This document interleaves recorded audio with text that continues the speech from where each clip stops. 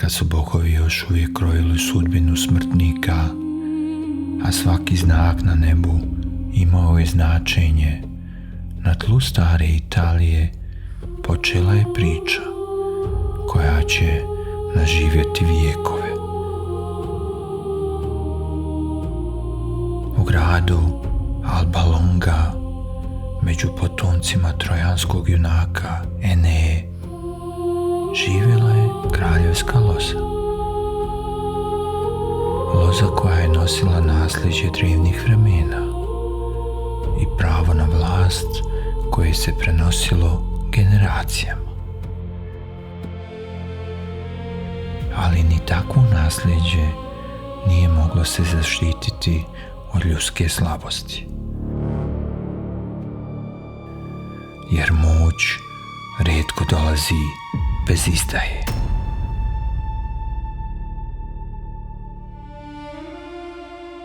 Pravednog kralja Numitora zbacio je njegov rođeni brat Amulius, čovjek kome je vlast bila važnija od krvi.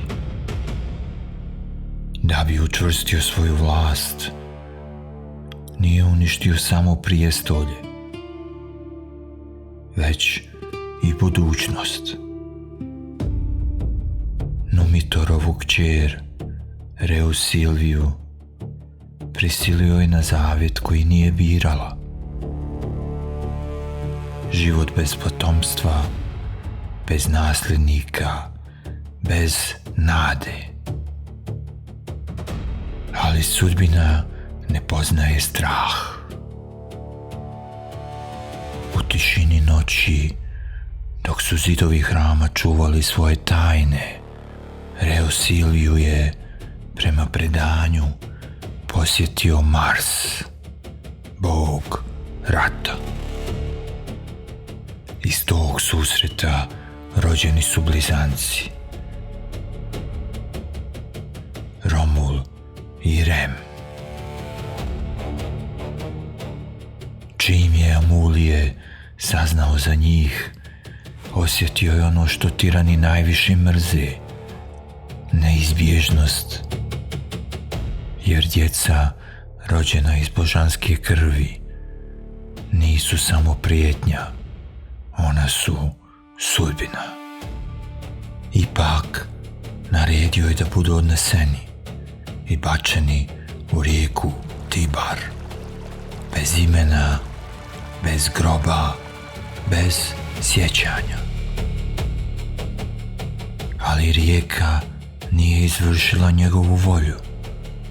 Vode su se podigle i zatim smirile, ostavljajući košaru sa dječacima na obali podno brda Palatin. Kao da ih je sama sudbina položila tamo gdje trebaju biti. Tamo gdje bi smrt trebala dočekati bespomoćne, pojavio se život.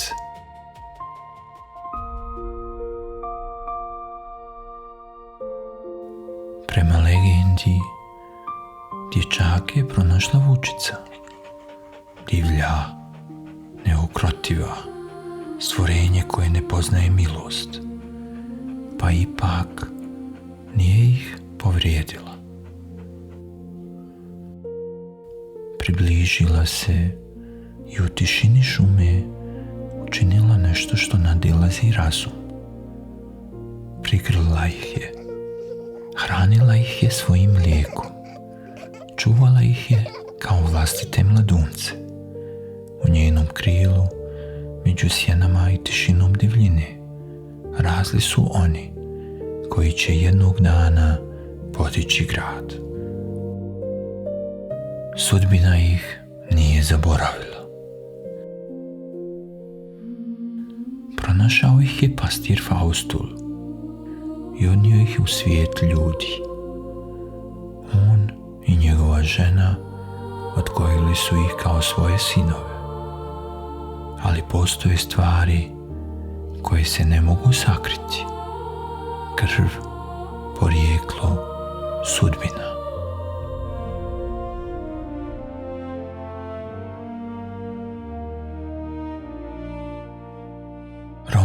Rim su rasli, brže, snažnije, odlučnije od drugih.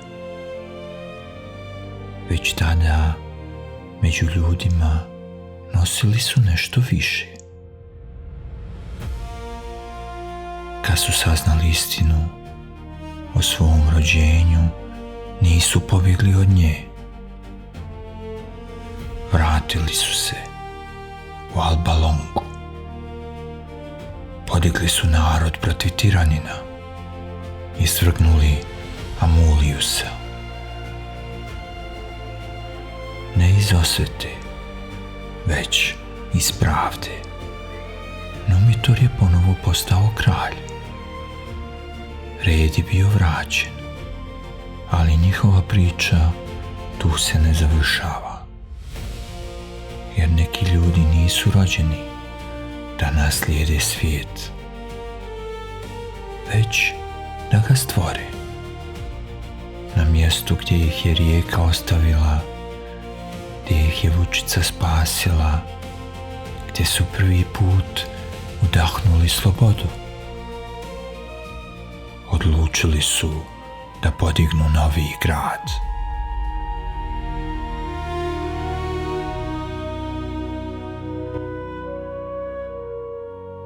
Između braće počeo je da raste razdor.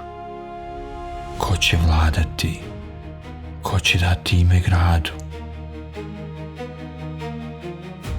Znakovi bogova su viđeni na nebu, ali ne i protumačeni isto.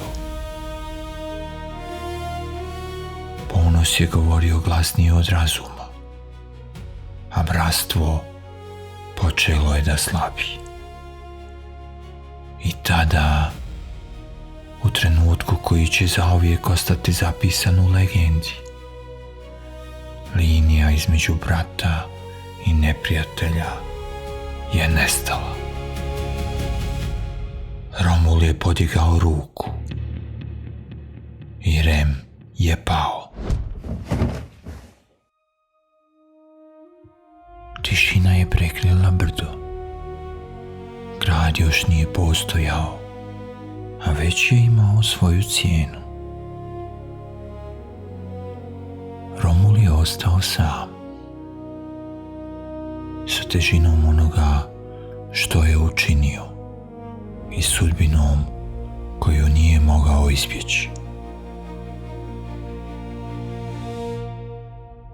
Podigao je zidove, postavio temelje i dao ime gradu Rim.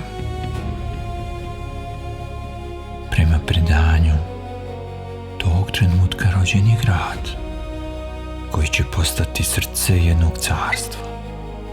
Grad koji će oblikovati zakone, kulturu i sudbinu mnogih naroda. Ali ispod njegovih kamenih ulica, ispod njegove veličine, zauvijek ostaje skrivena istina. Da je Rim rođen ne samo iz volje bogova, već iz krvi, žrtve i sudbine kojoj niko ne može pobjeći.